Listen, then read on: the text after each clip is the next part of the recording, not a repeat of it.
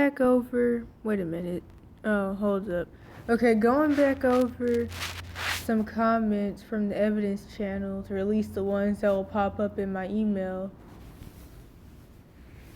I'm I guess gonna kind of talk about how worth it all of it was. And I talk about some of this in the What to Do If You're an Abused Kid video, which I think is now my opening channel video, or maybe it's not. Or maybe it is for the returning subscribers.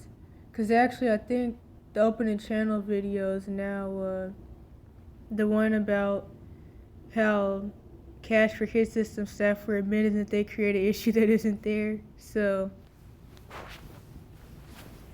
I'm gonna try to go over this really quick.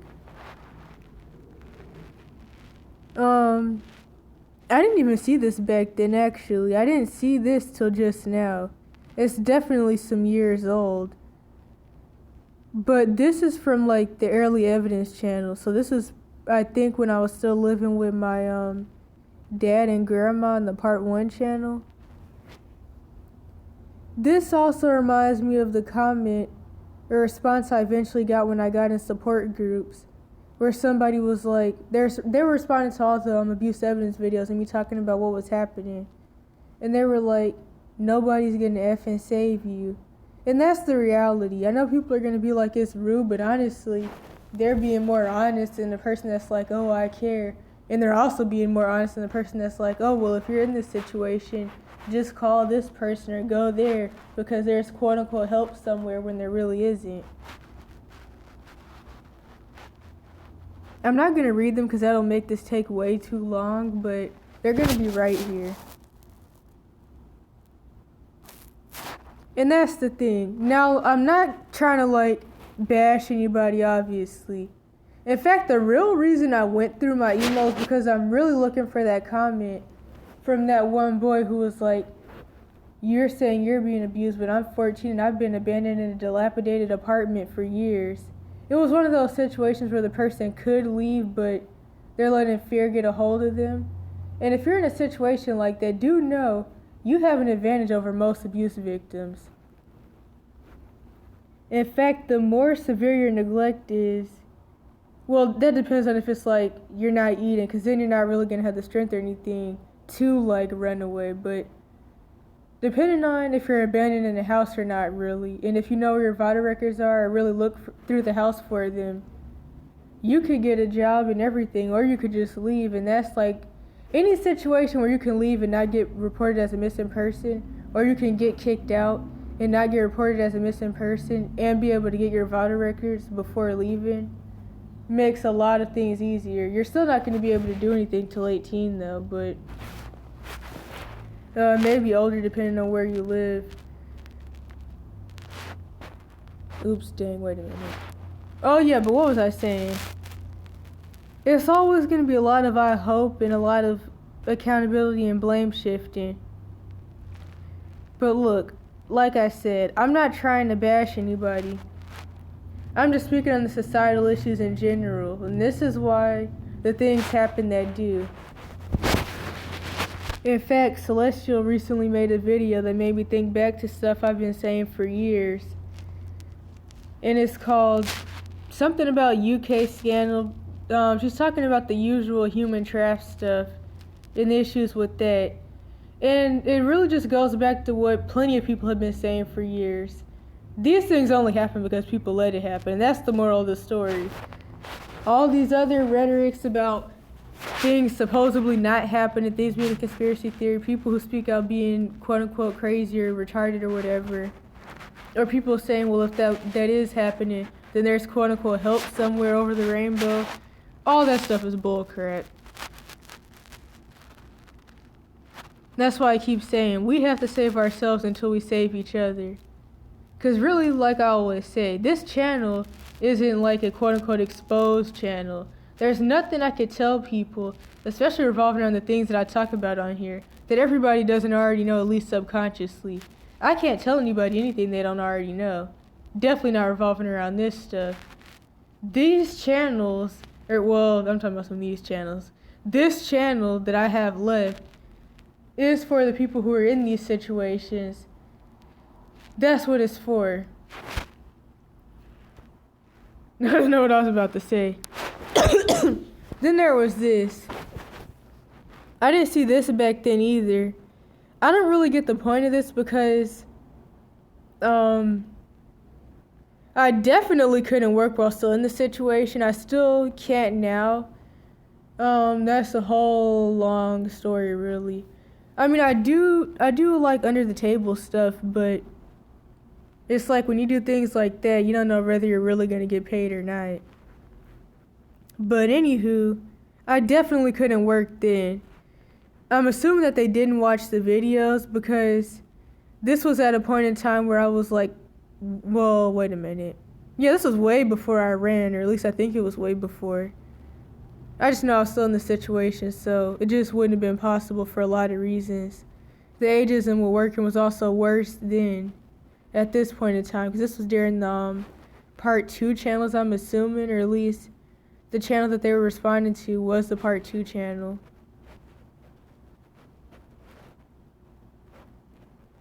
Oh, dang it, if I didn't already say, there's really no point in recording videos. There's really no point in trying to get evidence. There is no system put in place to help.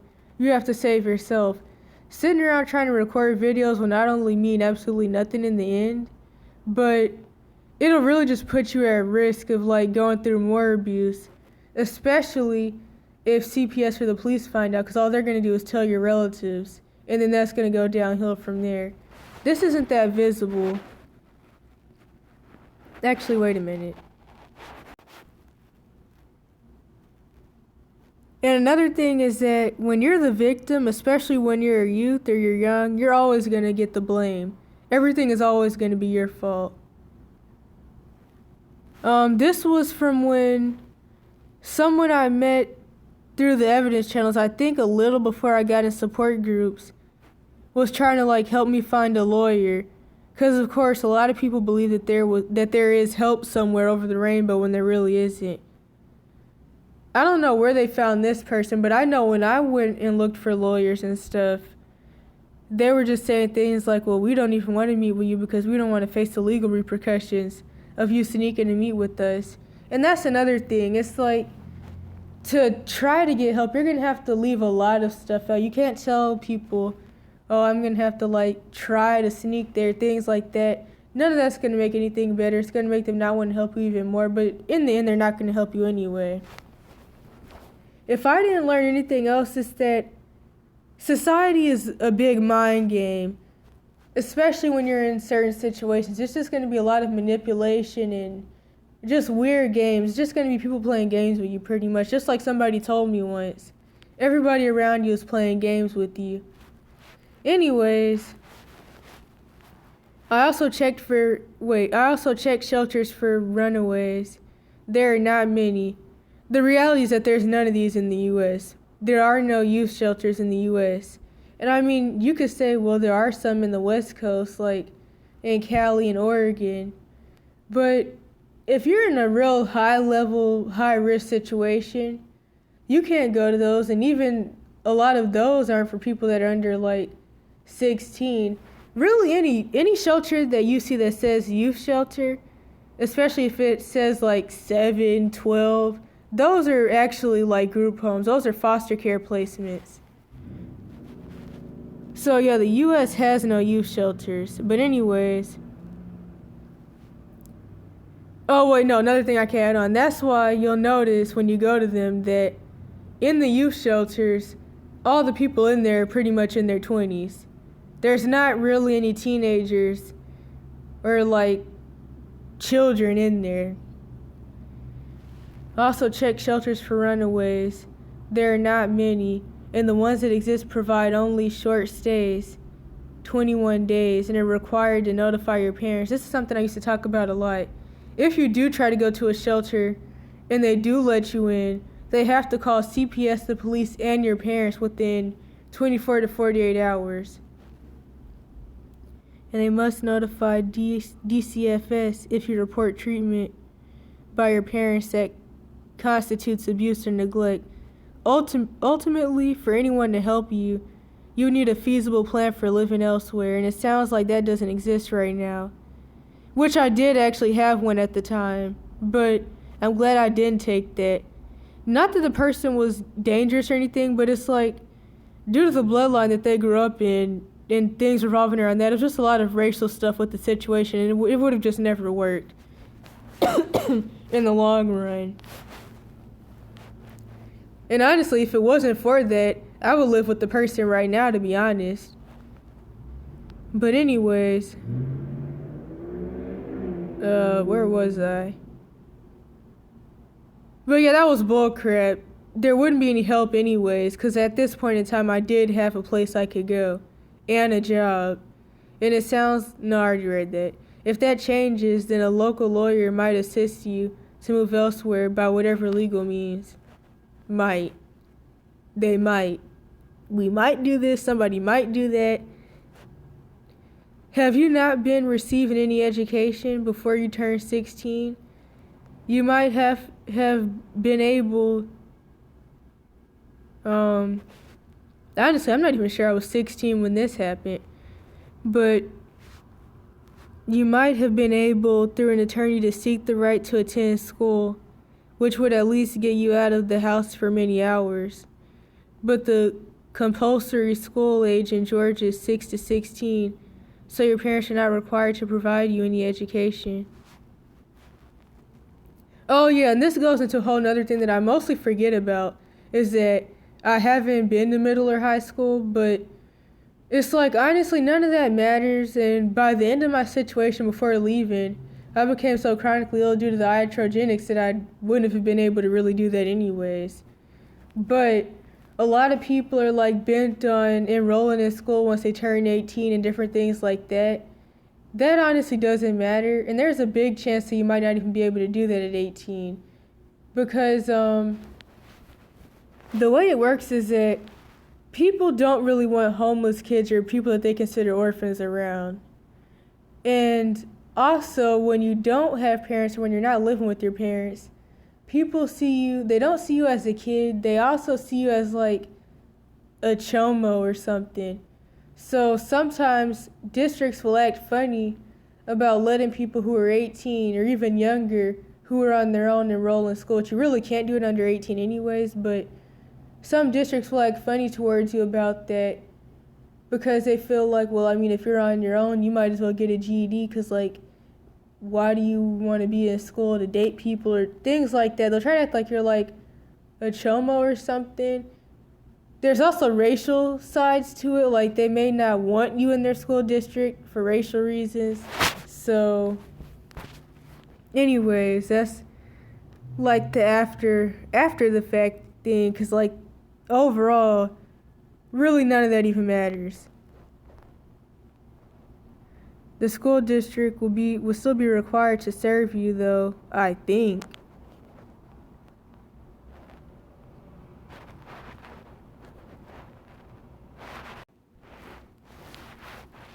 Thanks for sharing your story. It is terrible that you have had to go through this, and in such a conservative state, which actually I won't even say most, 99% of the situation started and really took off in North Carolina, not in GA. In fact, I don't even think I lived in GA for a year, I don't think. But anyways, it is difficult to find anyone in the legal system supportive of emancipation.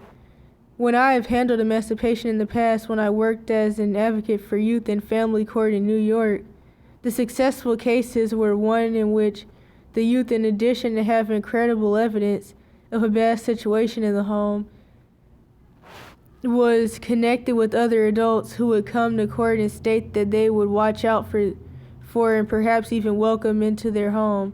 That's another thing too. People always claim that they can't help and they can't this, but if you're lucky enough to find the few little people out there who will help, they can help in situations like this. In fact, if somebody really, really cares, they'll find you a lawyer themselves and they'll take you to court themselves. But most people don't want to get involved because they're scared. Others don't care. And commonly in abuse situations like this, you're so isolated, you're only even allowed around flying monkeys and enablers. So anyways, okay, where am I? And perhaps even, okay, I read that. The youth seeking emancipation. My screen is kind of cracked, so I can't really see some of this. I assume you cannot show financial and practical ability to live on your own. Do you have any close friends outside the family who might be willing to let you live with their families? And at this time, I did. What was I gonna say? Well, not somebody whose family I could live with. They meant like another kid. There was this one lady, but like I said, it was too much stuff for like the bloodline she was in and a lot of racial things that would have just made it incompatible. But what was I gonna say? I don't even know. Oh yeah. And usually when you're in abuse situations like this, no matter how old you are, you're not allowed to work, you're not allowed to get an ID, you're not allowed to get your vital records, you don't have transportation, or you're not allowed to take public transportation to go to work. Pretty much, you're either not allowed to work, or you're forced to work, or you're allowed to work, but all your money has to go towards your abusers and their girlfriends or boyfriends or whatever in the world. I knew plenty of 14-year-olds who worked full-time jobs and were in school, like high school or middle school, and they had to do all of that just to pay bills for their parents. And they got absolutely nothing out of it, could barely even eat.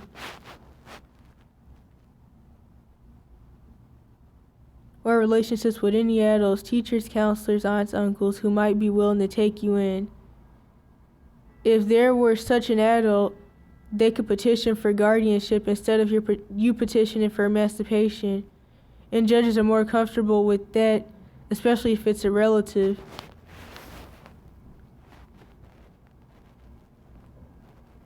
I can't do much.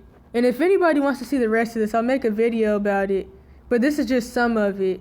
And like I said, I found this while looking through everything. I forgot all about this. Honestly, I dissociative amnesia'd all about this.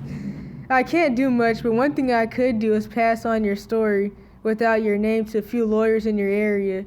Is it Atlanta?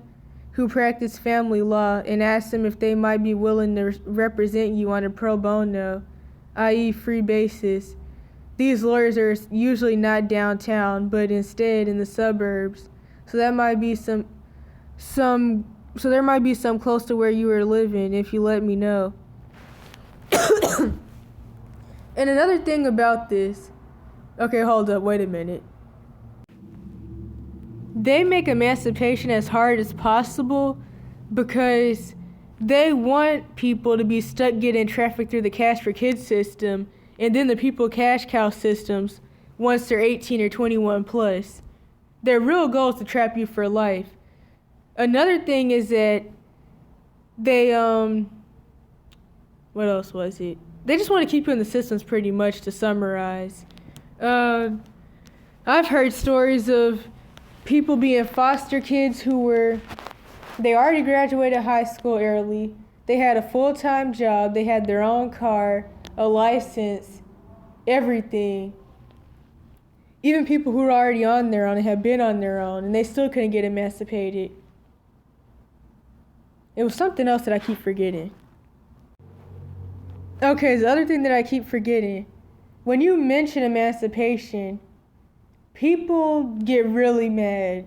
And I'm just talking about just adults, or how they like to say, quote unquote, grown people. So they get mad. It doesn't matter if it's your relatives or not. I'm just speaking about any of them. I've noticed this, not even just with me, with other people, like a lot of other people.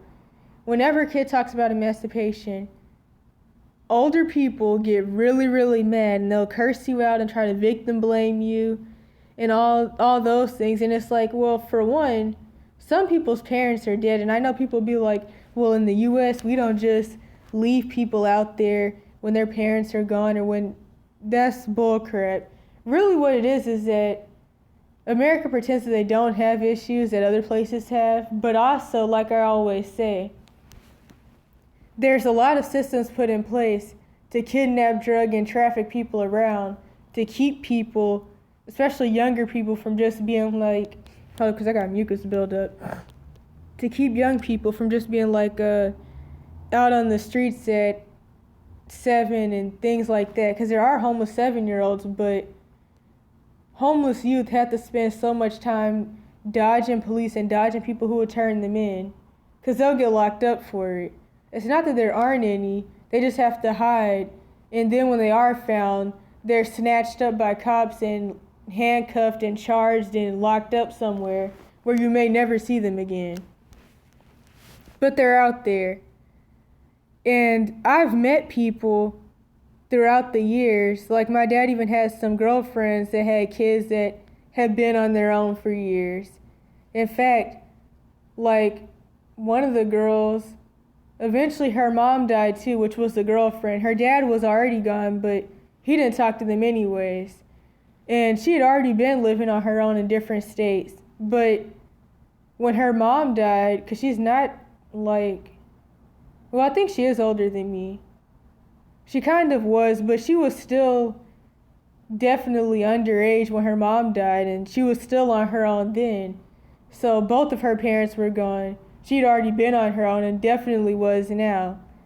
And she had never been in foster care. There's a lot of stories like that. And honestly, it's better to be on your own, because you don't want to be in foster care. You don't want to be getting locked up in different institutions, getting drugged because you don't have anybody, or supposedly you don't have anybody. But it's just different situations pretty much. But that's like a video of its own. And overall, the point is, okay, what was the point? Oh yeah, people just, they don't want you to be able to actually help yourself. They want you to become a statistic. That's why the systems are set up this way. They really want you to be in their systems so they can torture you. But overall, they don't want you to be able to take care of yourself. Like, I remember somebody cursing me out and telling me that if I didn't have the money to pay for a lawyer, then I didn't need to get emancipated. And it's like, who really has money for that? Like, let's not play games here.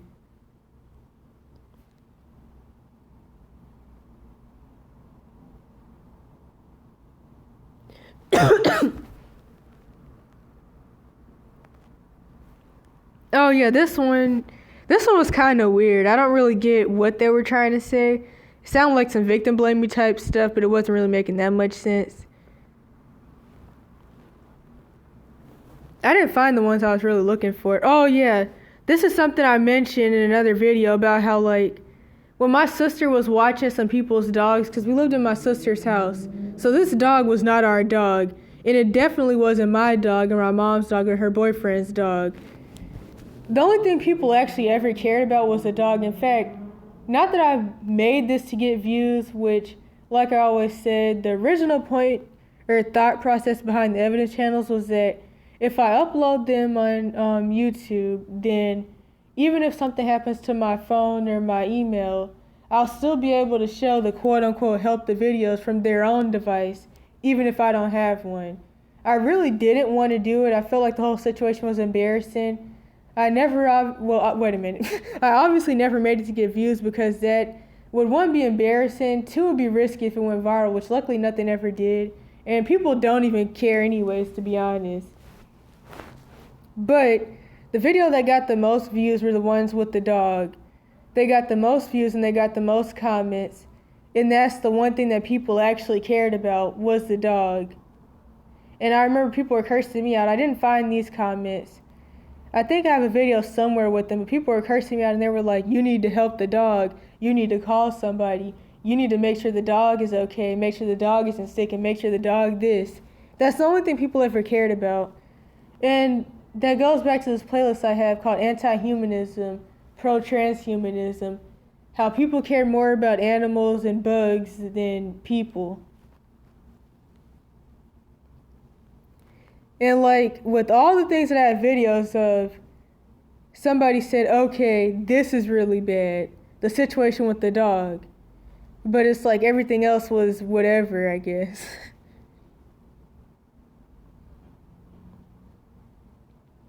I'm not going to read this. This was some mess. Wait, no. This isn't the one I thought it was. Actually, never mind. Yeah, this is something else. This isn't the one I thought it was in another sense, too. Because there's another one that I was looking for that I couldn't find, but I have another video somewhere with it where this one lady was talking about how if I'm not 18, I probably am going to have to run away. And it was also like, or maybe this was it. I don't even know. But yeah, there's this. She also spoke on the possibilities of if I was in a conservatorship, which in the Dreamer video that I uploaded a couple of days ago where I talk about the Dreamer kid and how he was a good example of how people should be. He also talked to me about how I really needed to make sure I got out of there before I got put in a conservatorship.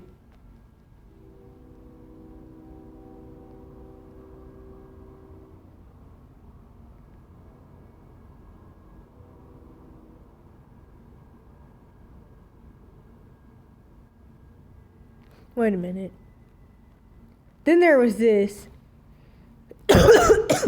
which I'm not even going to go into that, but oh well. Then this. Now, to be truthfully honest, I don't remember what this video was about. This comment was bullcrap. But I also wonder if, like, they seen some of the videos and thought that it was just like a domestic violence situation. And, like, my mom and her boyfriend having quote-unquote issues. Instead of, like, the other videos. Because, like, in the beginning, before I even started really talking more about the Cash for Kids system, it was really Munchausen by proxy that I was talking about. Because that's what a lot of people were talking to me about in my situation. But I, of course, eventually realized that, honestly, this is a systematic thing. It's not even about the Munchausen. And the Cash for Kids system in and of itself is Munchausen. But, yeah, that was, like, pretty much the summary of the channel, or what it was supposed to be. Munchausen by proxy. As I always say, the channels weren't just about me. I also had, like, older siblings, younger siblings, also evidence of things that happened to other people who were in different Cash for Kids system placements with me. Some are still alive, some are, hopefully.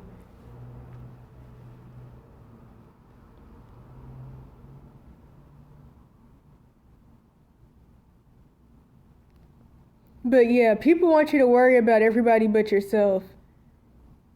They want you, see, that's the thing. They want you to worry about everybody else, and then you sit there and fall apart.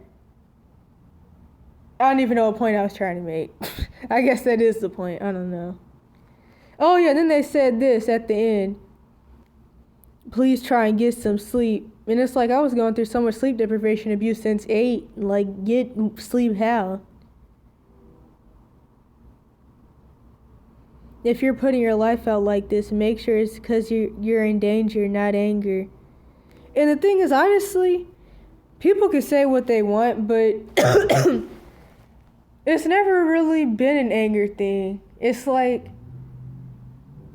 in fact, what I forgot to mention, for a while in the beginning, I was like under the impression that I needed evidence because I was being made to feel like I needed to prove that I was sane or prove that I wasn't retarded.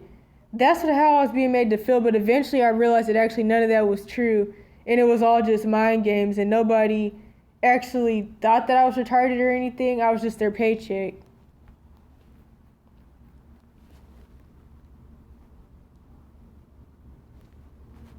And honestly, I think by the time this video was out, I had already been out. I'm pretty sure. I think I'd already been homeless for a while.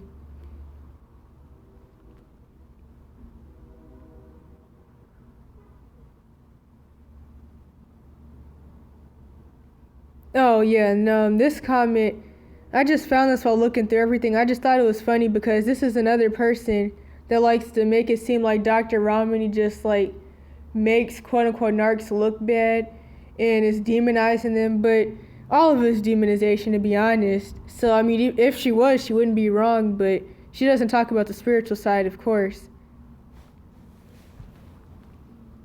This situation was really funny. I actually have a re-upload of this.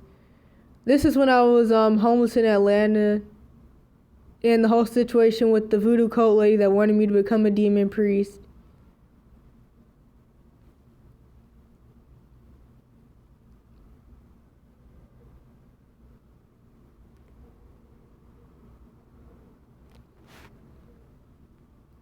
Oh, I thought it said foster care. I don't remember what this was about, I'm not gonna lie, but wait. Yeah, I don't remember anything about most of these.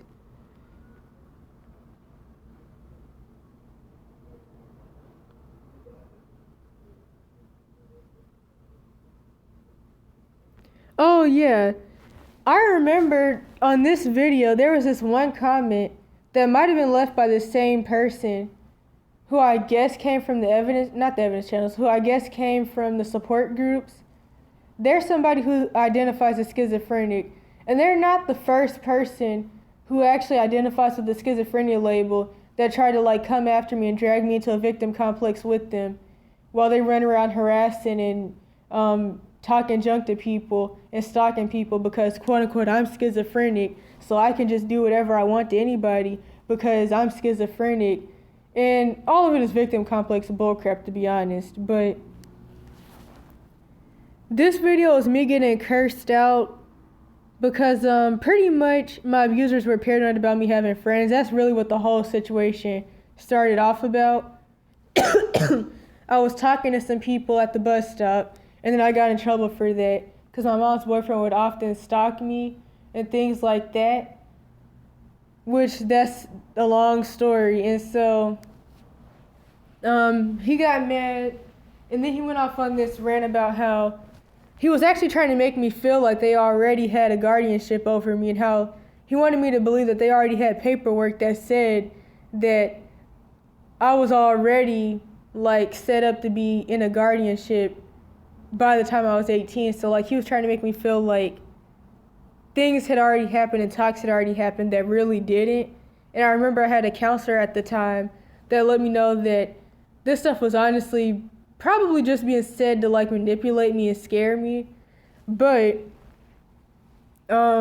this one person was like how he said it may not be the best, but he's right. And they were like, I'm schizophrenic, and I had to figure out how I was going to take care of myself. And it's like, honestly, that just shows why you're schizophrenic, if you really even are. Your family's obviously trashy if you're about to be like thrown out to just try to fend for yourself in the world while supposedly having a terribly debilitating mental health condition. But there's a lot I could say about that.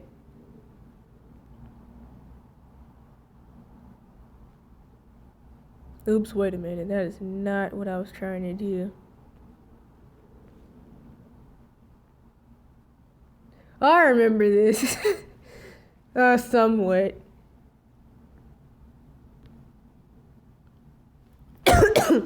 Pretty much there was like a dead skunk or something somewhere. And my mom's boyfriend had went on this rant while supposedly driving me to school and going in the wrong direction. I think this was that same day. And he was like, don't tell me it's a skunk, that's a dead body, because I know what a dead body smells like. And then he went on this rant talking junk about my brother and some other things. That's all I really remember from that.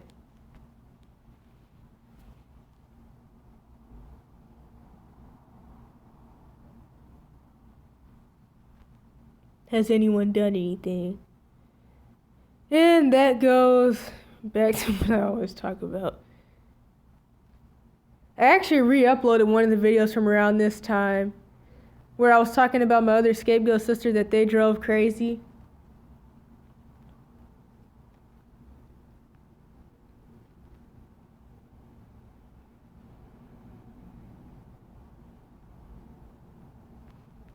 Oh yeah, I remember this too. I remember the point of the topic anyway. So I was talking about how like the narc parents and family system make up so many lies about you, and they make up this personality that they want to try to force you to become, which is of course bad.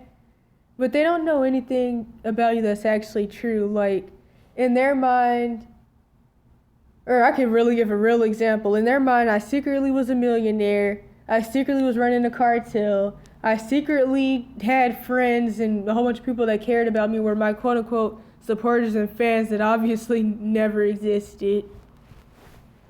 Just a lot of other things I can't remember.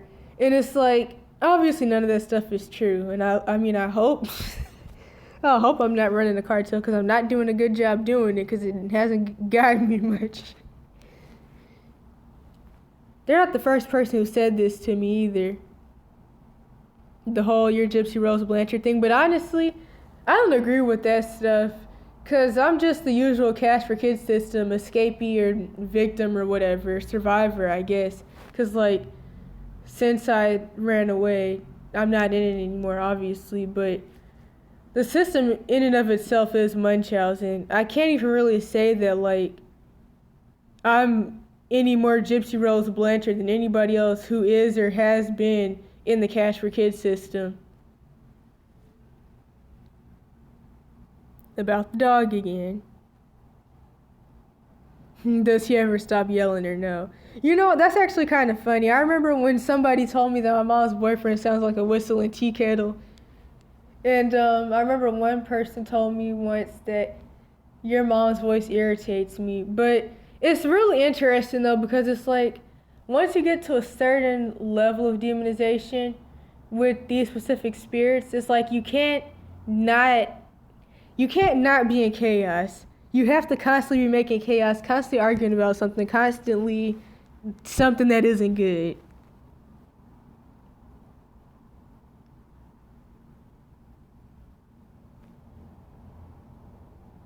So, should you record abuse evidence? Honestly, no. You really shouldn't. Just focus on making a plan to get out. If you need to get in support groups to like help break down your cognitive dissonance and self-gaslighting and believe in the manipulation, do that. That was the one thing I needed to do. I may even title this How I Went No Contact at 14, but I don't really know if I went in enough detail into that. And how I had to learn the gray rock once I got put in the Jim Crow self-confined placement. I had no other option. I had to learn to not react to reactive abuse and just sit there and just act like nothing was even happening. The best advice for that, for gray rocking, which can be dangerous in some situations, just sing to yourself in your head. Or just rock back and forth and cry or something. Or maybe don't do that because that may be documented and used against you. But, yeah. So, don't record evidence. None of that's going to mean jack anywhere. There is nowhere to take the evidence. There is no one to give it to. There is no organization or law official to give it to. None of that's going to do anything for you in the end. It could actually put you in way more danger and make things really, really bad.